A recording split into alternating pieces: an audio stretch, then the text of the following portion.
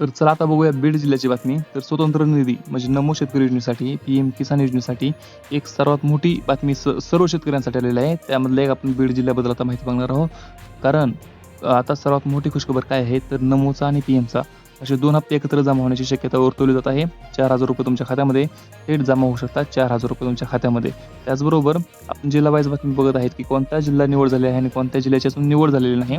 तर बीड जिल्ह्यासाठी स्वतंत्र निधी मंजूर झालेला आहे आणि डी-बीटीद्वारे पैसे जमा होत आहेत. म्हणजे बीड जिल्ह्यामध्ये नमोचे पैसे जमा होत आहेत आणि डी-बीटीद्वारे पैसे डायरेक्ट त्यांच्या खात्यामध्ये जात आहेत आणि कोणताही मध्यस्थी नाही. थेट रक्कम खात्यामध्ये येत आहे.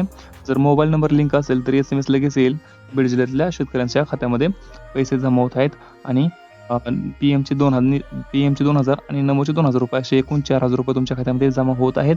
तुम्ही तुमच्या मोबाईलमध्ये मेसेज आला का ते चेक करा आणि जर नसेल आला तर 20 तारखेपर्यंत वाट बघा. 20 तारखेच्या आसपास तुमच्या खात्यामध्ये पैसे नक्की जमा होणार आहेत.